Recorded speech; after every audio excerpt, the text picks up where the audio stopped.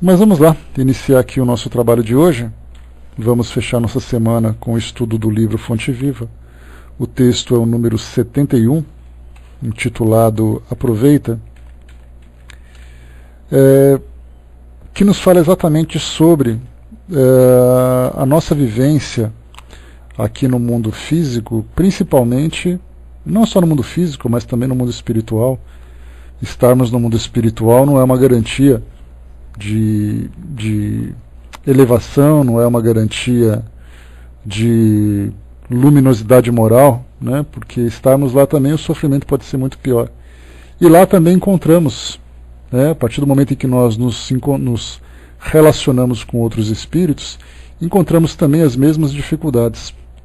No mundo espiritual, por exemplo, nós encontramos o preconceito, nós encontramos as perseguições, nós encontramos a indiferença, encontramos grandes afetividades, grandes afetos. Então, aquilo que nós encontramos aqui, nós encontramos do lado de lá.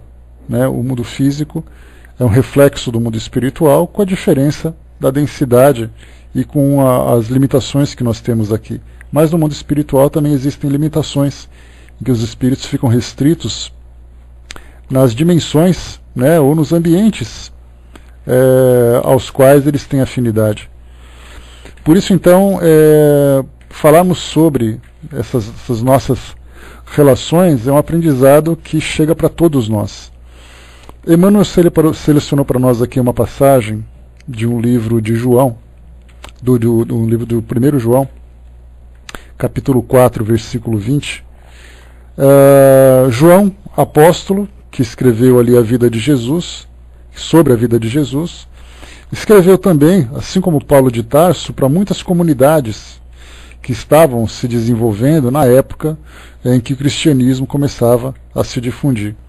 Então, de tanto essas cartas que vinham para João, como as cartas que foram enviadas por João, como foram enviadas também por Paulo de Tarso, essas cartas elas tinham uma característica interessante de atuarem como se fossem circulares. Ou seja, uma mesma carta chega numa comunidade, depois essa carta é enviada a outros grupos, porque ela não era endereçada necessariamente a uma única pessoa, e aí então eles faziam leituras. E pelo que dá a entender aqui, para essas cartas que João escrevia, ele tinha uma certa intimidade com as pessoas, pelo modo como ele falava, pela naturalidade, pela familiaridade com que ele falava.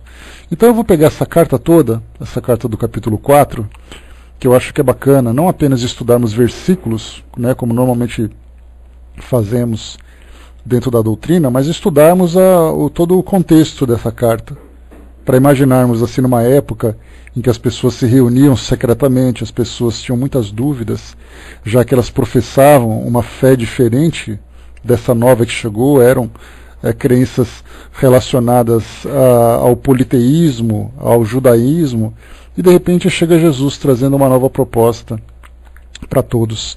E aí então havia necessidade dessas grandes referências que se tinha na época, de orientá-las, de orientar essas comunidades, de levar para elas motivação, encorajamento, estímulo, para que continuassem estudando, se aprofundando e conhecendo, assim como nós fazemos hoje, junto à doutrina espírita.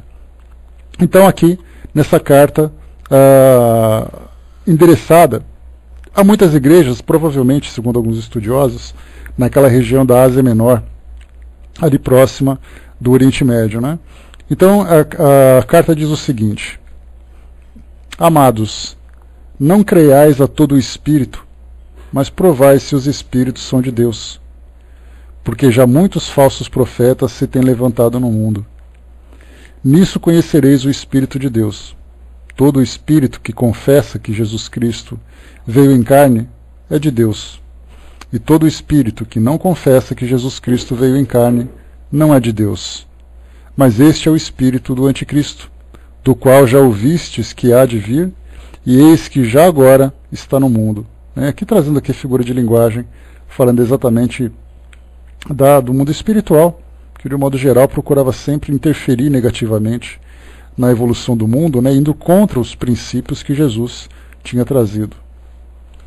Filhinhos, sois de Deus, e já os tendes vencido, porque maior é o que está em vós do que o que está no mundo. Do mundo são, por isso falam do mundo, e o mundo os ouve. Nós somos de Deus. Aquele que conhece a Deus, ouve-nos. Aquele que não é de Deus, não nos ouve. Nisso conhecemos, nós, o Espírito da verdade e o Espírito do erro. Amados, amemo-nos uns aos outros, porque o amor é de Deus, e qualquer que ama é nascido de Deus e conhece a Deus.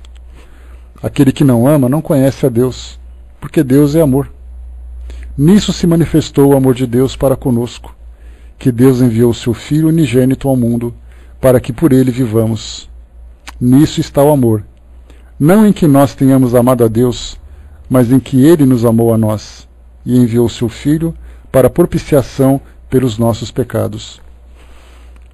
Amados, se Deus assim nos amou, também nós devemos amar-nos uns aos outros. Ninguém jamais viu a Deus. Se nos amamos uns aos outros, Deus está em nós, e em nós é perfeito o seu amor. Nisso conhecemos que estamos nele, e ele em nós, pois que nos deu do seu Espírito. E vimos e testificamos que o Pai enviou seu Filho para Salvador do mundo.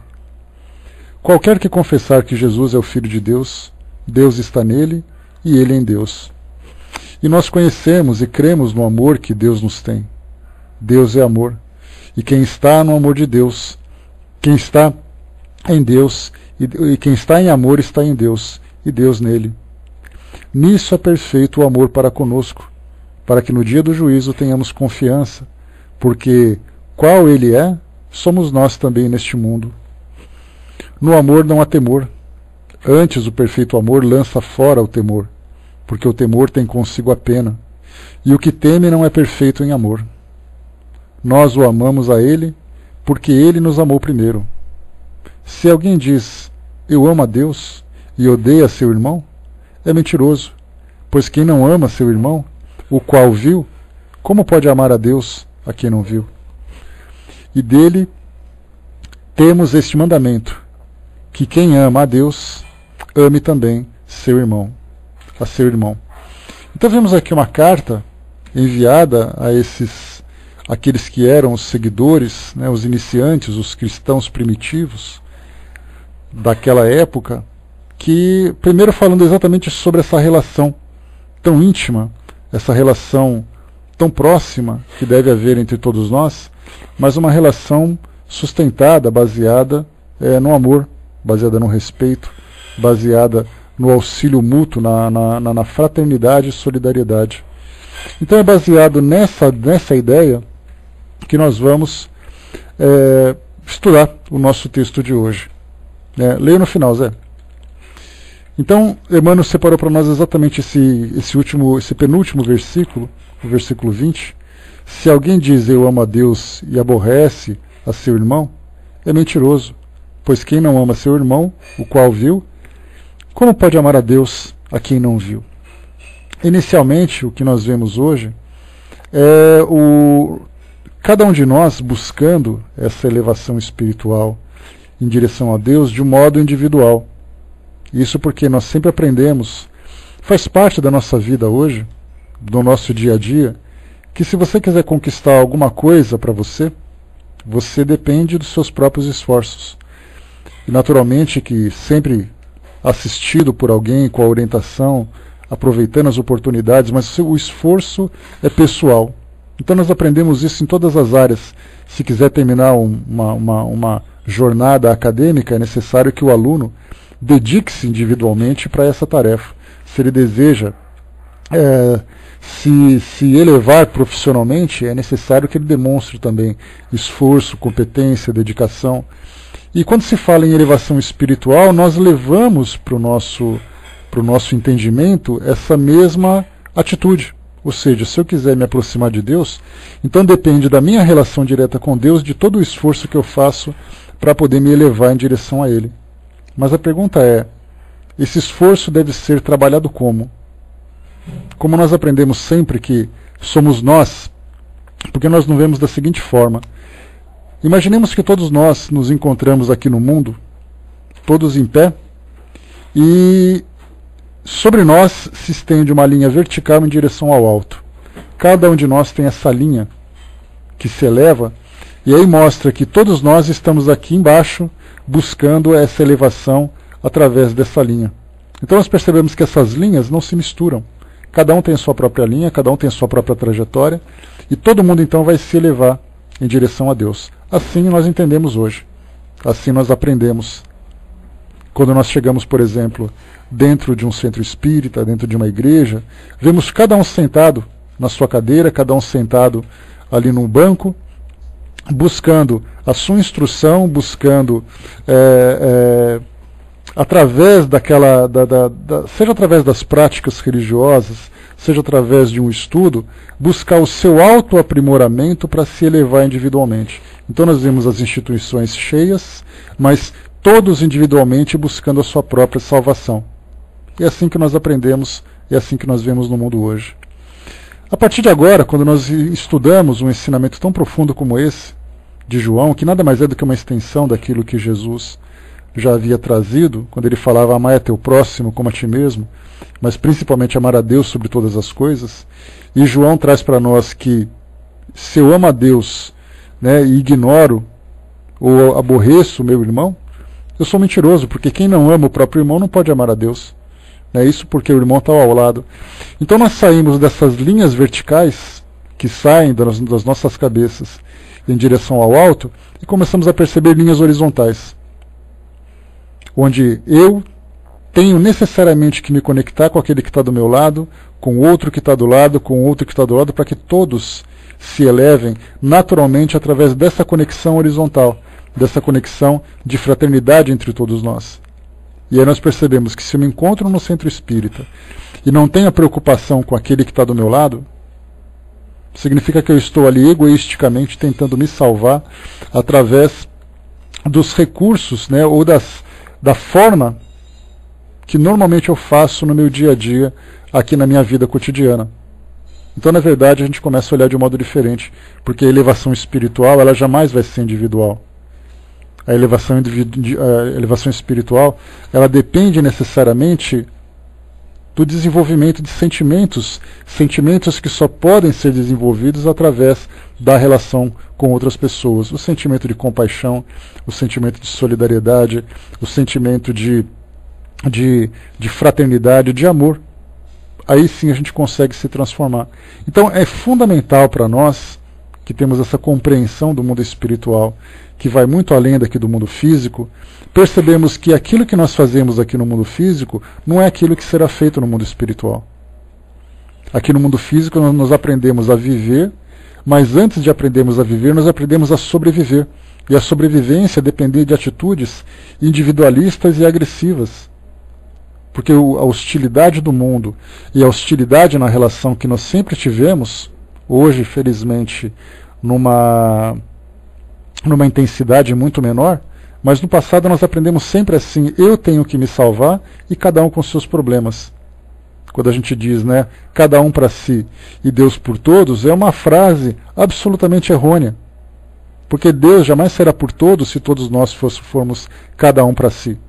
Porque o individualismo faz exatamente com que nós não desenvolvamos dentro de nós esse potencial de amor e fraternidade e, consequentemente, nós estamos cada vez mais nos distanciando de Deus. Porque é exatamente o que foi colocado. Se nós não amamos as pessoas que estão próximas, que nós estamos vendo, como é que nós podemos amar a Deus se nós não vemos? Sendo que Deus é o próprio amor. Então, falarmos exatamente isso. Cada um por si e Deus para todos, cada vez que nós pensarmos nessa frase, a gente observa exatamente o egoísmo que existe ainda dentro de nós e a falta de compreensão e a falta de entendimento nesse processo de transformação espiritual. Então, enquanto nós estivermos observando no mundo aquela quantidade, aquela multidão preocupada em se elevar espiritualmente solitariamente, nós começamos então a observar que essa elevação só se dá coletivamente. Seria mais ou menos como se nós pegássemos um bando de náufragos soltos no meio do oceano E cada um querendo remar na sua própria direção, cada um tomar a sua própria decisão, sem se preocupar com a embarcação onde todos se encontram e não fazerem um trabalho conjunto. E engraçado é que nós temos a mesma atitude quando nós falamos no meio empresarial, no meio acadêmico, quando nós somos forçados muitas vezes a desenvolver um trabalho coletivo com os colegas da sala de aula, com os colegas do ambiente de trabalho, para alcançar um objetivo, e quando nós pensamos espiritualmente, nós mudamos completamente isso. Então, quando nós trabalhamos coletivamente, embora sejamos indivíduos que têm a necessidade de viver em comunidade, nós precisamos dessa agregação, por isso somos seres gregários. Então, por causa dessa agregação, nós utilizamos isso para vivermos, só que dentro dessa agregação, dentro dessa coletividade, nós trabalhamos individualmente. Daí, então, a quantidade de conflitos que nós temos hoje.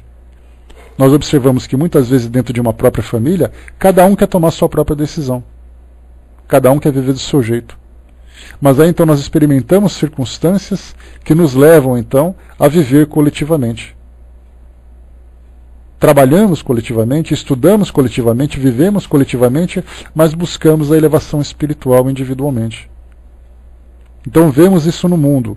E pelo fato de nós termos um laboratório tão explícito à nossa frente, de percebermos exatamente que todos tentam individualmente buscar o seu sucesso pessoal e buscar a sua elevação espiritual, e consequentemente fracassando.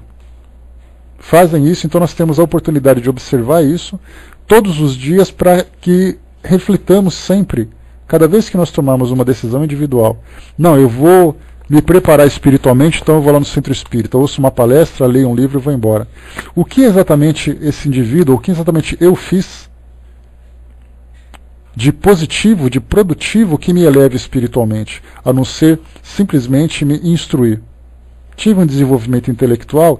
Tive, mas quando se fala em desenvolvimento moral, que tem a necessidade da prática, porque moralmente a gente jamais vai dizer assim, olha, eu sou uma pessoa muito paciente. Eu jamais vou conseguir me colocar como paciente se por acaso eu não exercer a paciência no convívio com outras pessoas. Eu tenho a virtude de ser uma pessoa muito generosa. A generosidade só vai ser aplicada se for na convivência com outras pessoas. Eu sou uma pessoa que tem uma capacidade muito fácil de perdoar. Só serei capaz de perdoar se eu estiver me relacionando com outras pessoas. Então, tudo que diz respeito ao desenvolvimento moral, eu jamais vou conseguir fazer alguma coisa solitariamente. Mas eu só vou conseguir solidariamente. É aquilo que sempre o Joana de Ângeles nos fala, né? Aquele que ninguém será solitário, né, se viver de uma forma solidária. Então é nesse sentido que esse texto nos chama a atenção, para percebermos exatamente que a vivência individual, por mais aplicada, por mais dedicada que seja, jamais vai valer alguma coisa se por acaso isso ficar guardado apenas dentro de mim. É como se nós pensássemos uma árvore que dá os seus frutos, mas esse fruto ninguém come. Desse fruto ninguém se beneficia, nem seres humanos, nem animais, nem insetos, ninguém. Essa árvore simplesmente tira tudo que existe do solo, absorve a luz do sol, absorve a água, produz o seu fruto cai no chão e apodrece. Muitas vezes nós somos assim. Nós nos vemos como aquela árvore cheia de frutos, e cada fruto valendo uma virtude que simplesmente cai no chão e apodrece, porque ela não beneficia ninguém. E quando eu acredito que beneficia a mim mesmo, eu simplesmente estou me enganando. Porque, na verdade, no momento em que eu me deparar com a minha própria consciência e pensar assim, eu sou um espírito que alcançou a elevação. E a pergunta é, alcançou a elevação por quê? Porque ele se tornou bonzinho perante ele mesmo, ou se tornou bonzinho perante a comunidade? A sua bondade se estendeu, ou foi uma bondade que ficou acumulada dentro dele, como toda riqueza? Muitas vezes chega num plano espiritual, um espírito diz assim, mas eu passei a vida toda me esforçando tanto para trabalhar, consegui ali construir um monte de coisa que eu queria, consegui comprar minha casa, consegui estudar e tudo mais, mas a pergunta não é o que ele conquistou, mas a pergunta certa é o que ele fez com aquilo que ele conquistou. Então vemos assim que solitariamente não há elevação espiritual. Vamos ler aqui o que Emmanuel traz para nossa instrução. Ele diz assim, a vida é processo de crescimento da alma ao encontro da grandeza divina. Aproveita as lutas e dificuldades da senda para a expansão de ti mesmo, dilatando o teu círculo de relações e de ação. Aprendamos para esclarecer, entesouremos para ajudar, engrandeçamo-nos para proteger, eduquemo-nos para servir. Com o ato de fazer e dar alguma coisa, a alma se estende sempre mais além. Guardando a bênção recebida para si somente, o espírito muitas vezes apenas se adorna, mas espalhando a riqueza de que é portador, cresce constantemente. Na prestação de serviço aos semelhantes, incorpora-se naturalmente ao coro das alegrias que provoca. No ensinamento ao aprendiz, liga-se aos benefícios da lição. Na criação das boas obras, no trabalho, na virtude ou na arte, vive no progresso, na santificação ou na beleza com que a experiência individual e coletiva se alarga e aperfeiçoa. Na distribuição de pensamentos sadios e elevados, converte-se em fonte viva de graça e contentamento para todos. No concurso espontâneo dentro do Ministério do Bem, une-se a prosperidade comum. Dá, pois, de ti mesmo, de tuas lutas e recursos, agindo sem cessar na instituição de valores novos, auxiliando os outros a benefício de ti mesmo. O mundo é caminho vasto de evolução e aprimoramento, onde transitam ao seu lado a ignorância e a fraqueza. Aproveita a gloriosa oportunidade de expansão que a esfera física te confere e ajuda a quem passa sem cogitar de pagamento de qualquer natureza. O próximo é a nossa ponte de ligação com Deus. Se buscas o Pai, ajuda ao teu irmão, amparando-vos reciprocamente, porque, segundo a palavra iluminada do evangelista, se alguém diz eu amo a Deus e aborrece o semelhante, é mentiroso, pois quem não ama o companheiro com quem convive, como pode amar a Deus a quem ainda não conhece? Vimos aqui então nessas mensagens, né, olá Sandra, vimos aqui nessa mensagem, são várias as passagens que, cada vez que eu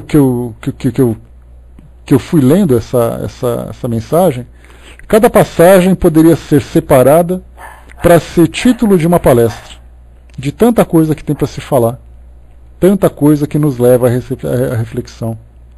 Quando se fala aqui no início, esses 4 tópicos, aprendamos para esclarecer.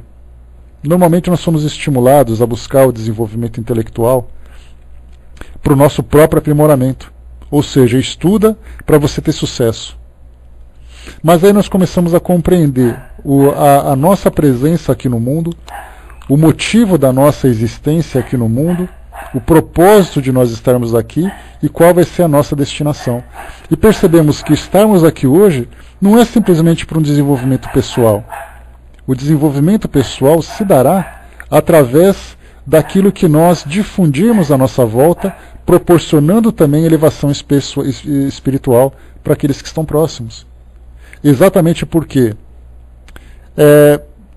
aquela corrente de solidariedade, aquela cadeia de solidariedade que Leon Denis sempre nos lembra, fala exatamente isso, que quanto mais capacidade nós temos, maior é a obrigação moral que nós temos para auxiliar aqueles que ainda não conseguiram alcançar a nossa condição. Isso porque, para chegarmos na condição que nós estamos hoje, nós fomos então auxiliados, nós fomos amparados por outros que também nos puxaram para cima, podemos dizer assim, para alcançar essa elevação, porque ninguém consegue prosperar individualmente.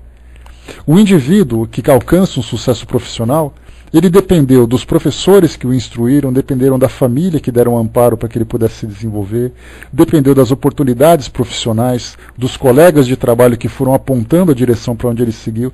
E quando ele chega no topo da sua carreira profissional, ele diz assim: eu alcancei o meu sucesso porque eu sou competente.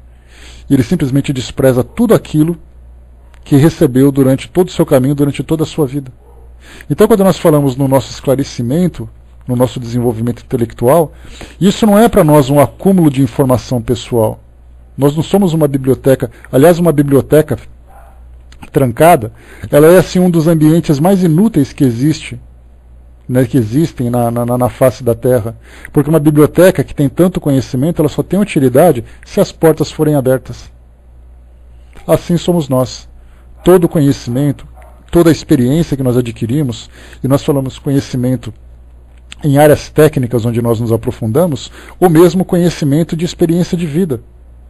Nos tantos anos que nós já vivemos, das tantas situações que nós já experimentamos, dos tantos relacionamentos que nós já tivemos, trocando informações, ideias e experiências, isso faz de nós bibliotecas individuais, que só terá utilidade se nós conseguirmos esclarecer aqueles que têm interesse também em aprender. É claro que, infelizmente, nós não podemos transformar o mundo do jeito que nós gostaríamos, fazendo com que todos tivessem o conhecimento que nós temos. Mas a partir do momento em que nós encontramos uma oportunidade, nós temos que nos dedicar ao máximo de transmitir esse conhecimento. Por isso, o nosso aprendizado só tem objetivo se ele for levado como ponto fundamental o esclarecimento. E quanto mais nós nos instruímos, mais nós temos a oferecer. Ele diz aqui, entesouremos para ajudar. Ou seja, todo o patrimônio que nós acumularmos como resultado do nosso trabalho só terá utilidade se ele for produtivo, se ele for útil não apenas para nós, mas dentro do possível, dentro das necessidades que nós encontrarmos, pudermos ajudar também. Porque, como nós falamos, quantas pessoas encontram no mundo espiritual, aliás, esse é um problema que a gente sempre comenta aqui na sala, que nós falamos sempre, né, que essa ideia que nós trazemos dessa doutrina da prosperidade, que fala que nós temos que nos dedicar a uma fé, a uma crença, temos que nos dedicar a Deus para nos estruturarmos materialmente aqui no mundo físico, nós aprendemos assim que o sucesso material é exatamente a recompensa que nós vamos receber por essa elevação espiritual. E aí então nós chegamos no mundo espiritual, e são tantos, mas são tantos os espíritos que chegam. Falaram que se dedicaram aos estudos, se dedicaram ao trabalho. Bom dia, Rô, bom dia, pessoal. Se dedicaram ao trabalho, se dedicaram ao estudo, se dedicaram aos investimentos e tudo mais, e falaram assim, mas eu fiz tudo aquilo que me disseram para fazer. Exatamente porque foram guiados de uma forma equivocada. E esses, embora tivessem conhecimento, porque hoje ninguém pode alegar que não fez alguma coisa porque não sabia, muitas vezes ele não fez porque não achou importante, já que não ressaltaram para ele a importância de agir dessa ou daquela forma. E aí disseram então, olha, basta que você faça isso que já vai ser o suficiente para você alcançar aquilo que você deseja na sua relação com Deus. E ele vive dessa forma. Chega no mundo espiritual, ele vai dizer, mas eu fiz tudo aquilo que me disseram para fazer. Só que na verdade ele não fez aquilo que deveria ter sido feito. Então, sim, ele foi conduzido de uma forma equivocada, mas também sim, ele fez de conta que não tinha responsabilidade. Ele se iludiu acreditando que não tinha obrigações morais. Quando ele diz, por exemplo, mas eu sou um seguidor cristão de Jesus. Eu sou um seguidor de Jesus.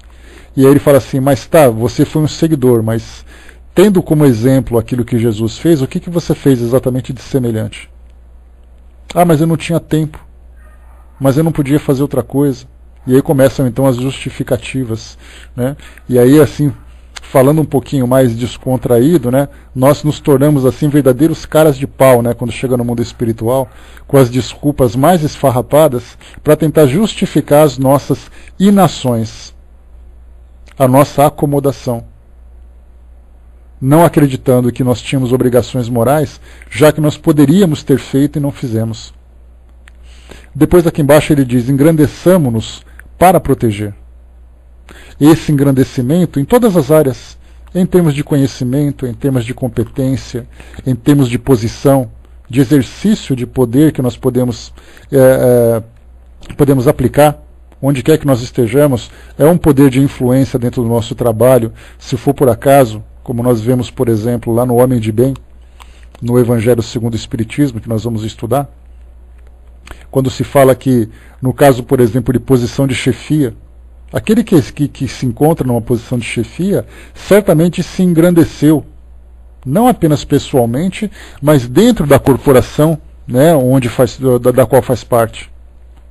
E aí, então, naquela condição, ele tem duas situações. ou 3 situações, onde ele se torna um ditador, acreditando que o poder que ele tem é um poder para poder submeter as pessoas aos seus caprichos, aos seus interesses. Ele pode se tornar alguém que apenas tem a preocupação consigo mesmo, sem se preocupar em estimular aqueles que não conseguiram alcançar ainda aquela condição.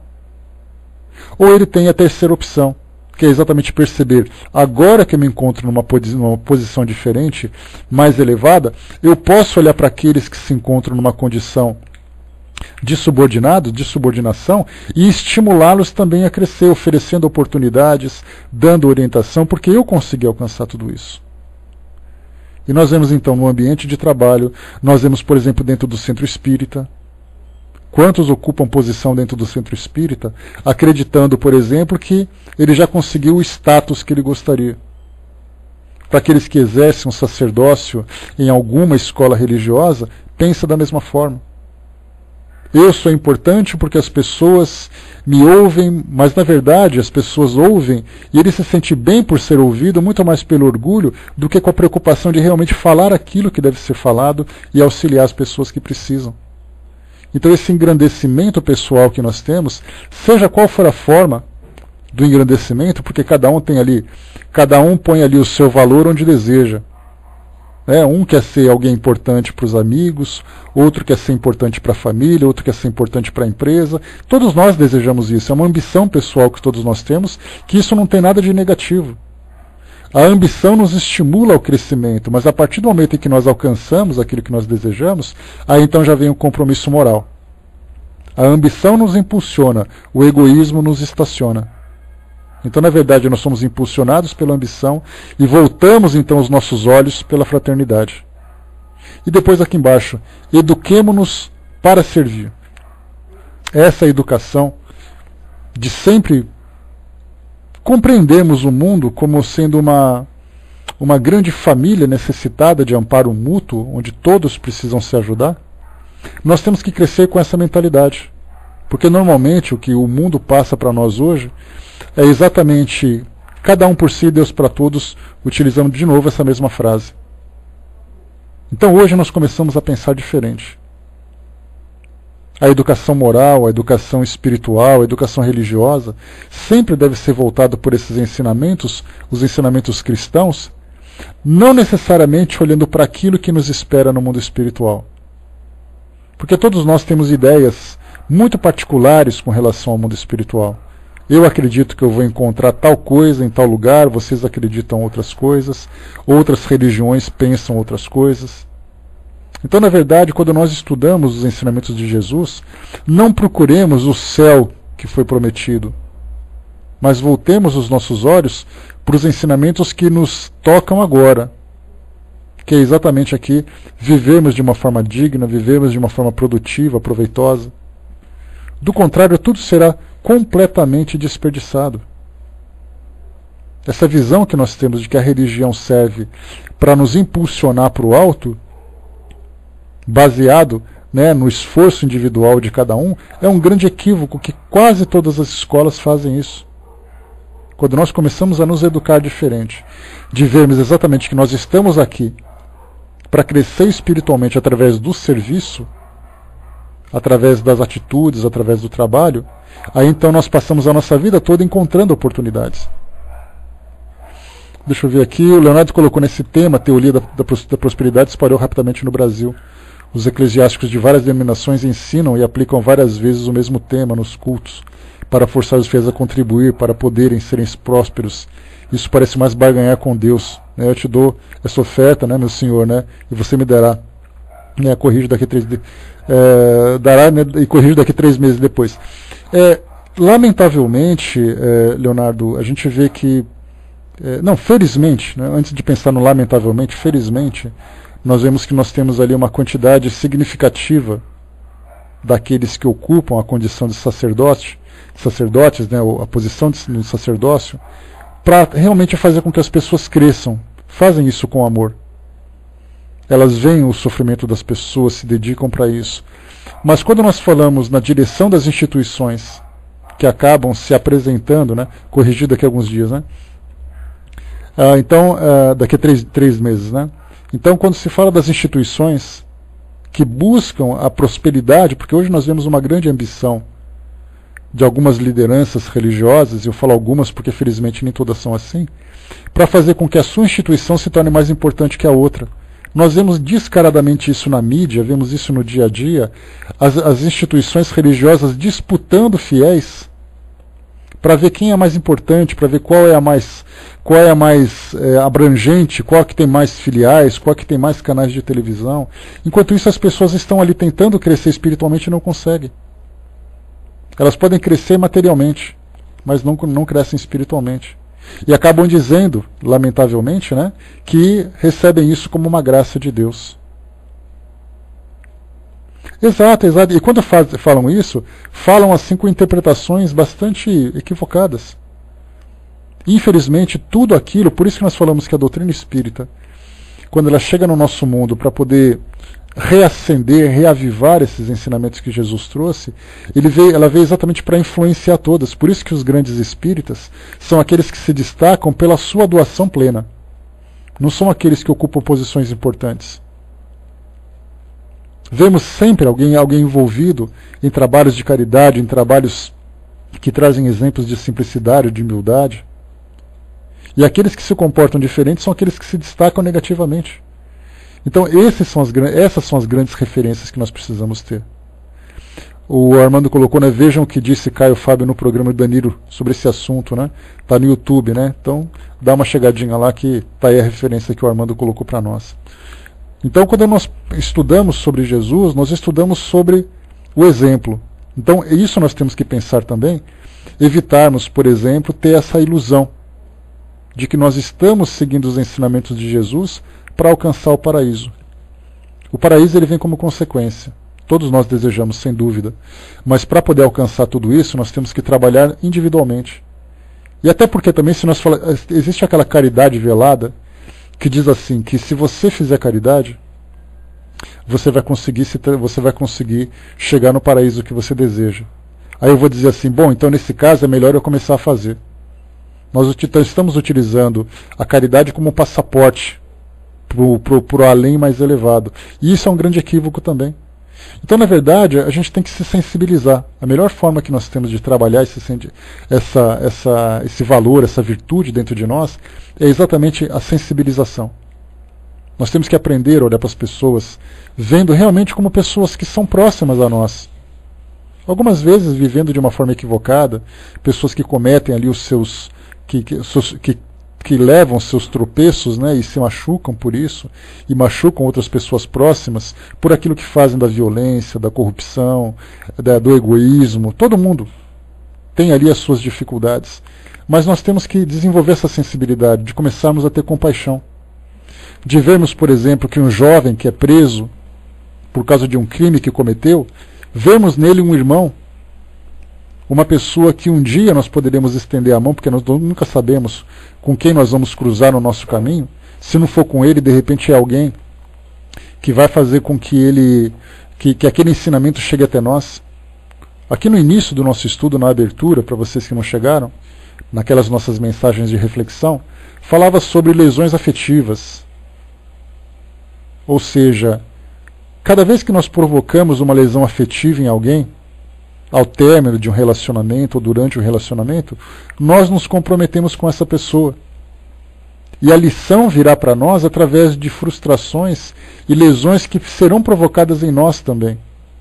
Então a lei de causa e efeito sempre vai fazer isso. Não é uma questão de vingança, de pensar assim, olha, já que você fez, você vai levar de volta. Na verdade, todo erro que nós cometemos mostra exatamente ali um grau de ignorância, que nós temos com relação àquele tema, e o esclarecimento virá através da instrução. Então, se por acaso hoje eu sou individualista, no futuro eu verei uma experiência em que eu sofrerei as consequências do individualismo, em que eu vou precisar de assistência, em que eu vou precisar de orientação, e eu não vou ter ninguém do meu lado para fazer isso. E aí nós vamos pensar assim, mas Deus, por que eu estou ficando sozinho? E a resposta vai ser, porque quando você teve oportunidade, você deixou muita gente sozinha.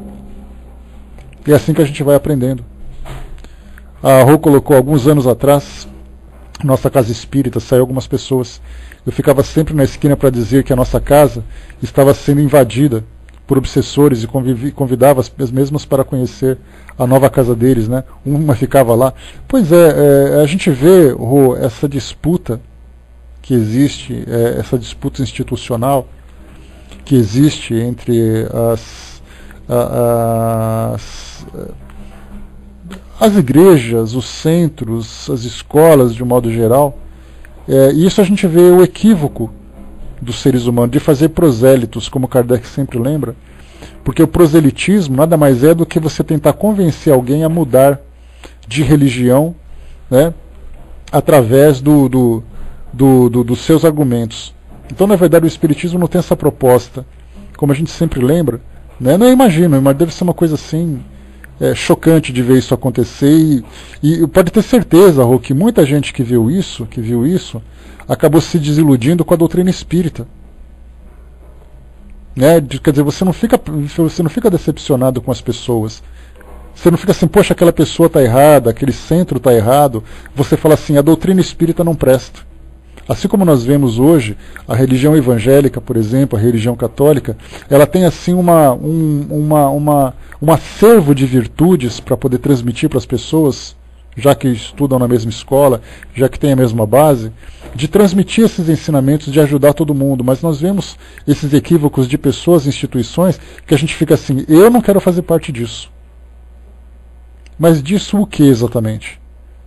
Porque aquele erra, mas o outro não erra. Aquela instituição pode se mostrar de um modo muito mais material do que espiritual, mas o outro também pode. Então, lamentavelmente, a gente vê isso, mas a lei de causa e efeito, ela vem, no seu tempo, trazer ali o seu ensinamento. Né? O Dudu colocou, nós é que erramos, né? O que o centro tem com isso? Na verdade, Dudu, a gente lembra que todos nós somos representantes daquilo que nós abraçamos. Né? Então, quando você representa uma instituição, quando você representa uma ideia, você naturalmente responde por ela, pelo menos perante a sociedade. Mas para nós que buscamos esse esclarecimento, eu ia falar para nós que somos esclarecidos, mas nós não somos ainda, exatamente por pensarmos dessa forma, porque nós ainda fazemos esses apontamentos, né, de uma forma negativa. Então, querem um exemplo? Se por acaso nós pegarmos uma dessas lideranças religiosas que aparecem na televisão fazendo propaganda, e de repente essa pessoa for presa pela Polícia Federal e sair algemada, certamente nós vamos sentir aquela satisfação, bem feito. Eu sabia que esse pilantra ia ficar preso.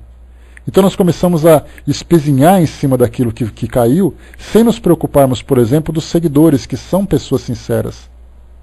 São pessoas que buscam realmente essa relação com Deus através daquela linguagem, através daquele método, através daquelas práticas.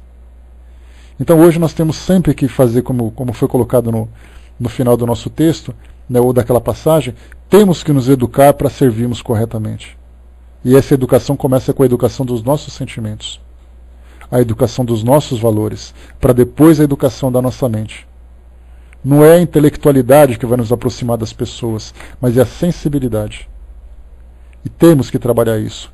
E que quando muitas vezes somos indicados a trabalharmos pela caridade, você está no centro espírita, tem a oportunidade de trabalhar e começa a trabalhar, muitas vezes, a motivação pode ser, muitas vezes, essa ideia de buscar a transformação espiritual. Mas, na verdade, é através do exercício que nós vamos desenvolvendo os valores sinceros, verdadeiros, assim como os próprios sentimentos também. Então, se hoje eu não consigo gostar das pessoas como elas merecem, ou como eu poderia fazer, então que eu faça isso por compromisso, que eu faça isso por obrigação. Que vai chegar um momento em que essa barreira que foi criada, ela vai se quebrar. Agora, muitas vezes eu digo assim, olha, eu não consigo, sinto muito. Mas você não tem vontade de fazer mesmo assim? Não, não quero. Então ele acaba simplesmente se isolando e vivendo individualmente. Então essa educação de sentimentos e educação moral é fundamental. Essas duas educações são fundamentais para o nosso desenvolvimento, para realmente vivenciarmos esses sentimentos. Então, por isso, né, nós temos ali, aproveitarmos exatamente. Se nós buscamos a elevação espiritual, mas desprezamos as pessoas, nós estamos, na verdade, mentindo para nós mesmos. E temos agora que começar a viver com sinceridade. Sinceridade e esforço, porque eu posso dizer, eu sou sincero dizendo que eu não consigo, mas eu não posso me acomodar. Então eu tenho que ser esforçado para poder transformar isso também. Então está aqui. Esse é o nosso ensinamento de hoje. Aqui para nós, lendo mais uma vez aqui a passagem. Se alguém diz eu amo a Deus e aborrece a seu irmão, é mentiroso, pois quem não ama o seu irmão, ao qual viu, como pode amar a Deus a quem não viu? Então mesmo aqueles que erram, mesmo aqueles que praticam essas atitudes equivocadas, são dignos da nossa fraternidade e da nossa compaixão, e não do nosso desprezo. Porque da mesma forma que nós desprezamos, nós também podemos ser desprezados pelo nosso modo de pensar, pelo nosso modo de agir, já que nós não somos perfeitos. E até mesmo aqueles que foram perfeitos foram rejeitados, como o próprio Jesus o foi. Então, nos eduquemos naquilo que nós olharmos, cada vez que nós pensarmos em alguém, cada vez que nós analisarmos uma situação, pensemos sempre com um sentimento de fraternidade. Porque mais dia ou menos dia, aquela pessoa vai sofrer muito para aprender. E se nós sentimos prazer vendo o sofrimento dos outros, isso mostra que nós estamos no mesmo patamar, estamos no mesmo nível. Éramos daquelas pessoas que ficavam em volta das fogueiras da Inquisição, batendo palmas enquanto uma pessoa era queimada viva. Hoje a pessoa não é queimada fisicamente, felizmente, mas moralmente nós queimamos todos os dias uma pessoa. E temos que sair dessa condição agora, exatamente para alimentarmos esse sentimento de fraternidade. Então, meus amigos, fechando por aqui o nosso estudo de hoje, deixamos então esses ensinamentos, né, que aqui Emmanuel nos trouxe, e vamos pensar sobre isso, né, vamos refletir, vamos sempre ficar atentos àquilo que nós estudamos, e não simplesmente acumularmos informação, porque esse acúmulo de informação ele vai ser inútil se nós não tivermos a capacidade de difundir isso, de distribuir isso à nossa volta, não somente através da palavra,